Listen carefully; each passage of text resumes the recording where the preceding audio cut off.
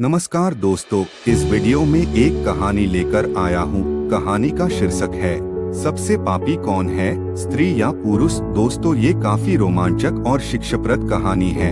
आइए अंत तक सुने इसे। एम ग्राहस्ट जीवन में काफी कुछ सीखने को मिलेगा।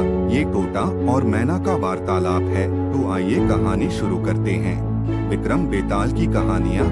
ज्यादा पापी कौन। बेताल ने विक्रमादित्य को अपनी प्रतिज्ञा याद दिलाते हुए अगली कहानी सुनाना प्रारंभ किया। भोगवती नाम की एक नगरी थी। उसमें राजा अमर्त्यसेन राज करता था। उसके पास चिंतामणि नाम का एक पालतू तोता था। एक दिन राजा ने उससे पूछा, हमारा ब्याह किसके साथ होगा। तोते ने कहा, तुम्हारा ब्याह मगध देश के राजा की बेटी चंद्रावती के साथ होगा। राजा ने ज्योतिषी को बुलाकर पूछा तो उसने भी यही कहा। उधर मगध देश की राजकन्या के पास एक मैना थी। उसका नाम था मदन मंजरी। एक दिन राजकन्या ने उससे पूछा कि मेरा विवाह किसके साथ होगा, तो उसने कह दिया कि भोगवती नगर के राजा अमर्त्यसेन के साथ। दैवयोग से कुछ समय बाद दोनों को विवाह हो गया। रानी के साथ उसकी मैना भी आ गई। राजा रानी ने तोता मैना का ब्याह करके उन्हें अपने शयन कक्ष में ही रख लिया। एक दिन की बात है, तोता मैना में बहस हो गई। मैना ने कहा, पुरुष बड़ा पापी, विश्वासघाती और अधर्मी होता है। तोते ने कहा, स्त्री झूठी, लालची और हत्यारी होती है। दोनों का झगड़ा बढ़ गया, लड़ते क्यों हो। मैना ने कहा, महाराज, पुरुष बड़े बुरे होते हैं। इसके बाद मैना ने एक कहानी सुनाई। इलापुर नगर में महाधन नाम का एक सेठ रहा करता था। विवाह के बहुत दिनों के बाद उसके घर एक लड़का पैदा हुआ। सेठ ने उसका बड़ी अच्छी तरह से लालन पालन किया, पर लड़का बड़ा होकर जुआ खेलने लगा। इस बीच सेठ मर गया। लड़के ने अपना सारा धन जुए में खो दिया। जब पास में कुछ न बचा तो वह नगर छोड़कर चंद्रपुरी नामक नगरी में जा पहुंचा। वहां हेमगुप्त नाम का साहूकार रहता था। उसके पास जाकर उसने अपने पिता का परिचय दिया और कहा कि मैं जहाज लेकर सौदागरी करने गया था। माल बेचा, धन कमाया, लेकिन लौटते में समुद्र में ऐसा तूफान आया कि जहाज डूब गया और मैं जैसे तैसे बचकर यहाँ आ गया। उस सेठ के एक लड़की थी, रत्नावती। सेठ को बड़ी खुशी हुई कि घर बैठे इतना अच्छा लड़का मिल गया। उसने उस लड़के को अपने घर में रख लिया और कुछ दिन बाद उसने उससे अपनी लड़की का विवाह कर दिया। दोनों वहीं रहने लगे। अंत में एक दिन वहां से विदा हुए। सेठ ने बहुत सा धन दिया और एक दासी को उनके साथ भेज दिया। रास्ते में एक जंगल पड़ता था। वहां आकर लड़के ने स्त्री से कहा, यहाँ बहुत डर है, तुम अपने गहने उतारकर मेरी कमर में बांध दो। लड़की ने ऐसा ही किया। इसके बाद लड़के ने कहारों को धन देकर डोले को वापस करा दिया और दासी को मारकर कुएं में डाल दिया। फिर स्त्री को भी कुएं में पटककर आगे बढ़ गया। स्त्री रोने लगी। एक मुसाफिर उधर जा रहा था। जंगल में रोने की आवाज सुनकर वह वहां आया, उसे कुएं से निकालकर उसके घर पहुंचा दिया। स्त्री ने घर जाकर मां बाप से कह दिया कि रास्ते में चोरों ने हमारे गहने छीन लिए और दासी को मारकर मुझे कुएं में ढकेलकर भाग गए। बाप ने उसे ढाढ़स बंधाया और कहा कि तू चिंता मत कर, तेरा स्वामी जीवित होगा और किसी दिन आ जाएगा।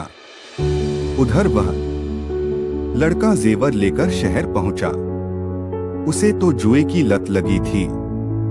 वह सारे गहने जुए में हार गया। उसकी बुरी हालत हुई तो वह यह बहाना बनाकर कि उसके लड़का हुआ है, फिर अपनी ससुराल चला। वहां पहुंचते ही सबसे पहले उसकी स्त्री मिली। वह बड़ी खुश हुई। उसने पति से कहा, आप कोई चिंता न करें, मैंने यहाँ आकर दूसरी ही बात कही है। जो कहा था वह उसने बता दिया। सेठ अपने जमाई से मिलकर बड़े प्रसन्न हुए और उन्होंने उसे बड़ी अच्छी तरह से घर में रखा। कुछ दिन बाद एक रोज जब वह लड़की गहने पहने सो रही थी, उसने चुपचाप छुरी से उसे मार डाला और उसके गहने लेकर चंपत हो गया। मैना बोली, महाराज, यह सब मैंने अपनी आंखों से देखा। ऐसा पापी होता है पुरुष। राजा ने तोते से कहा, अब तुम बताओ कि स्त्री क्यों बुरी होती है। इस पर तोते ने यह कहानी सुनाई। कंचनपुर में सागर दत्त नाम का एक सेठ रहता था। उसके श्रीदत्त नाम का एक लड़का था। वहां से कुछ दूर पर एक और नगर था, श्री विजयपुर। उसमें सोमदत्त नाम का सेठ रहता था। उसके एक लड़की थी, जयश्री। वह श्रीदत्त को ब्याही थी। ब्याह के बाद श्रीदत्त व्यापार करने परदेश चला गया।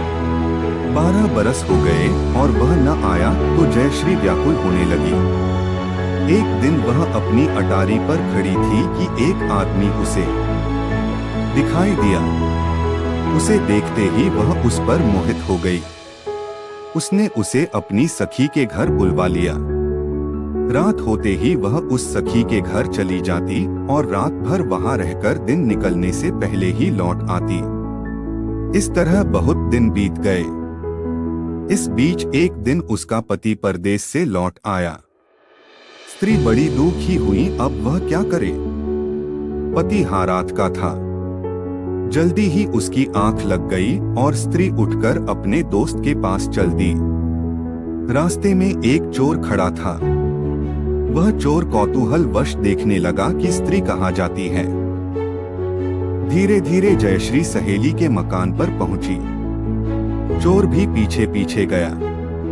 संयोग से जयश्री के पुरुष मित्र उस आदमी को सांप ने काट लिया था और वह मरा पड़ा था। जयश्री ने समझा कि वह सो रहा है। वहीं आंगन में पीपल का एक पेड़ था जिस पर एक पिशाच बैठा या लीला देख रहा था। उसने उस आदमी के मृत शरीर में प्रवेश करके उस स्त्री जयश्री की नाक काट ली और फिर उस आदमी की देह से निकलकर पेड़ पर जा बैठा। स्त्री रोती हुई अपनी सहेली के पास गई। सहेली ने कहा कि तुम अपने पति के पास जाओ और वहां बैठकर रोने लगो। कोई पूछे तो कह देना कि पति ने नाक काट ली है। उसने ऐसा ही किया।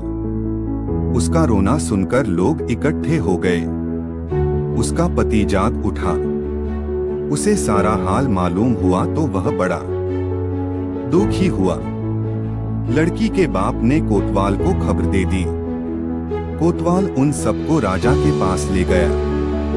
लड़की की हालत देखकर राजा को बड़ा गुस्सा आया।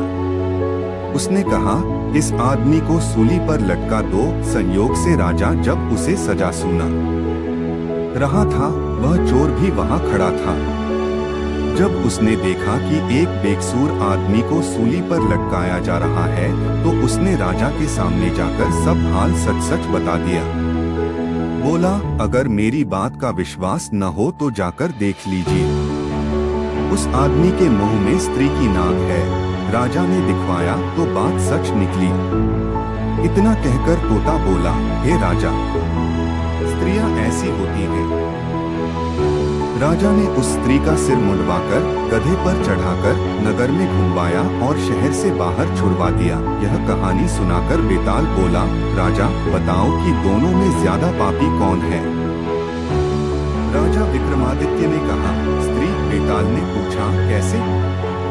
राजा ने कहा, मर्द कैसा ही दुष्ट हो, उसे धर्म का थोड़ा बहुत विचार रहता ही है, स्त्री को नहीं रहता, इसलिए वह अधिक पापिन है। राजा के इतना कहते ही बेताल फिर पेड़ पर जा लटका।